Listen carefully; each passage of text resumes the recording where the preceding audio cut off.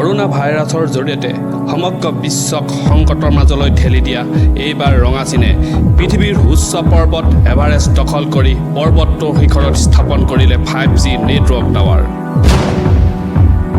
যি সময়ত বিশ্বৰ প্ৰায় প্ৰতিখন দেশে চীনৰ পৰাই সংক্ৰমিত হোৱা কৰোনা ভাইৰাছৰ বিৰুদ্ধে যুঁজ দি আছে, তেতিয়াই চীনে সংৰোপণে এভাৰেষ্ট দখল কৰি পৰ্বতটোৰ শিখৰত নিৰ্মাণ কৰি তুলিছে 5G নেটৱৰ্ক টাৱাৰ। চীনৰ এই কাৰ্য পোহৰলৈ অহাৰ পাছতে বিশ্বৰ ভিন্ন প্ৰান্তত এতিয়া সৃষ্টি হৈছে তীব্ৰ প্ৰতিক্ৰিয়া। কেনেদৰে দেশৰ দেখা এভাৰেষ্টৰ শিখৰত স্থাপন কৰিলে 5G নেটৱৰ্ক টাৱাৰ? ইয়াৰ অন্তৰালত চীনৰ উদ্দেশ্য কি? কেনেকুৱা সুবিধাৰ হ'ব এই নেটৱৰ্ক আদি সকলো ব্যাখ্যা কৰিবলৈ চেষ্টা কৰিম এই ভিডিঅ'ত।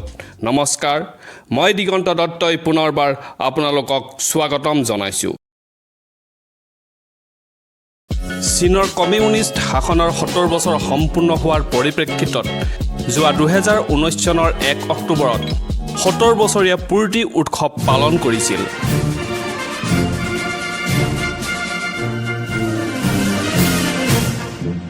ইয়াৰ এক সপ্তাহৰ পূৰ্বে চীনে এক পলিচি ডকুমেণ্ট প্ৰকাশ কৰিছিল। 18,400 পৃষ্ঠাৰ এই দস্তাবেজখন চীন চৰকাৰে China and the world in the new এৰা নামেৰে প্ৰকাশ কৰিছিল। এই বৃহৎ কলেবৰৰ দস্তাবেজখনত চীন চৰকাৰে উল্লেখ কৰিছিল যে চীনে যোৱা 70 বছৰে কোনো যুদ্ধ কৰা নাই, কোনো বিদেশ ৰাষ্ট্ৰৰ ভূমি অনাধিকাৰভাৱে অধিগ্ৰহণ কৰা নাই, প্ৰতিবেশী ৰাষ্ট্ৰৰ লগত আলোচনাৰে সমস্যা সমাধান কৰিছে, ৰাষ্ট্ৰীয় আৰু আন্তঃৰাষ্ট্ৰীয় সমস্যা সমাধানত গুৰুত্বপূৰ্ণ ভূমিকা গ্ৰহণ কৰিছে। কবৰ বাবে চীন চৰকাৰৰ এয়া 70 বছৰীয়া দস্তাবেজ, কিন্তু বিশ্বৰ বাবে এয়া যেন এক মিথ্যাচাৰ। চীনে ছিকিমৰ পৰা লাডাখলৈকে সীমান্তত দখলৰ প্ৰচেষ্টা অবিৰাম চলাই আহিছে। এইটো সত্য যে বিশ্বৰ ভিতৰত চীনেই একমাত্ৰ এখন ৰাষ্ট্ৰ যি অদ্ভুত চিন্তাৰে অদ্ভুত কৰ্ম সম্পাদন কৰিব পাৰে।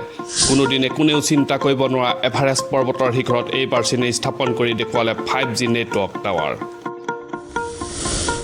চীনৰ এই তথ্য পোহৰলৈ অহাৰ পাছতে বিশ্বজুৰি এতিয়া সৃষ্টি হৈছে তীব্ৰ প্ৰতিক্ৰিয়াৰ।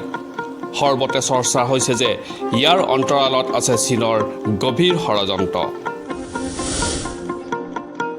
এভাৰেষ্ট বিশ্বৰ হীৰৰ মুকুট বুলি অভিহিত কৰি অহা হয়, যি মানৱ সভ্যতাৰো স্তম্ভ আখ্যা দিয়া হয়।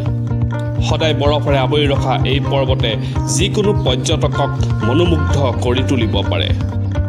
হিমালয় পৰ্বত শৃংখলাৰ আটাইতকৈ ওখ পৰ্বত এভাৰেষ্ট পৰ্বতাৰোহীসকলৰ বাবেও সদায় স্বপ্ন। বৰ্তমান চীনৰ আটাইতকৈ বৃহৎ মোবাইল নেটৱৰ্ক কোম্পানী চাইনা মোবাইলে এই এভাৰেষ্ট পৰ্বতৰ শিখৰত 5G নেটৱৰ্ক টাৱাৰ স্থাপন কৰি এক প্ৰকাৰে আলোড়নৰ সৃষ্টি কৰি দিলে। চাইনা মোবাইলৰ এই টাৱাৰ স্থাপনৰ দায়িত্ব গ্ৰহণ কৰিছে হুৱেই। চীনে দাবী কৰিছে যে এই টাৱাৰ জৰিয়তে পৰ্বতাৰোহীয়ে সুন্দৰ মোবাইল নেটৱৰ্ক লাভ কৰিব।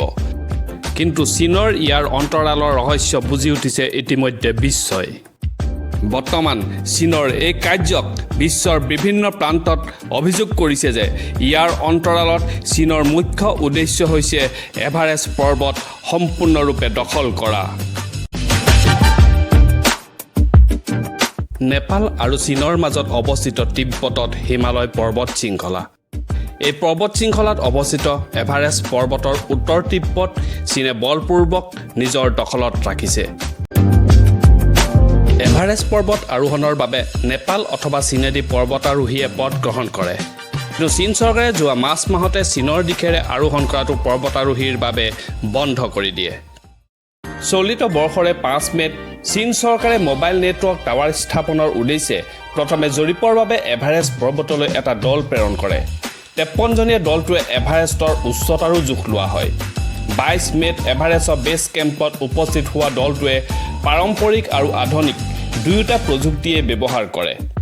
কিন্তু এভাৰেষ্টৰ উচ্চতাৰ পুনৰ জোখ লোৱা কিয় হ'ল সেইটোহে ৰহস্যৰ বিষয়। কিয়নো নেপালৰ অনুসৰি এভাৰেষ্ট পৰ্বতৰ উচ্চতা 8,848 মিটাৰ, অৰ্থাৎ 29,029 ফুট। নেপালৰ এই তথ্য বিশ্বই মানি আহিছে, কিন্তু চীনে 2005 চনৰ জৰীপ মতে দাবী কৰে যে এভাৰেষ্টৰ উচ্চতা 8,844 মিটাৰ। অৰ্থাৎ 29,017 ফুট। অৰ্থাৎ এভাৰেষ্ট যি উচ্চতাক বিশ্বই স্বীকাৰ কৰে, চীনে সেয়া স্বীকাৰ কৰি নলয়। চীনে এভাৰেষ্টৰ শিখৰত 5G নেটৱৰ্ক টাৱাৰ 5টা বেছ ষ্টেচনত নিৰ্মাণ কৰিছে। Tower base camp, transition camp আৰু ফৰৱাৰ্ড কেম্পত সংস্থাপন কৰিছে। এই ষ্টেচনৰ সক্ষমতা সাধাৰণ বেছ ষ্টেচনতকৈ 20 গুণ বেছি হ'ব। দাবী কৰা অনুসৰি এই বেছ কেম্প 1.7 Gbps ডাউনলোডিং আৰু 215 Mbps আপলোডিঙৰ সুবিধা লাভ কৰিব। ইফালে চীনে টাৱাৰ নিৰ্মাণৰ বাবে প্ৰয়োজনীয় সামগ্ৰী পৰ্বতৰ শিখৰলৈ কঢ়িয়াই নিবলৈ ইয়াক নামৰ জন্তুবিধ ব্যৱহাৰ কৰে, যিটো এভাৰেষ্টৰ ৰাষ্ট্ৰীয় নীতিৰ বিৰুদ্ধী।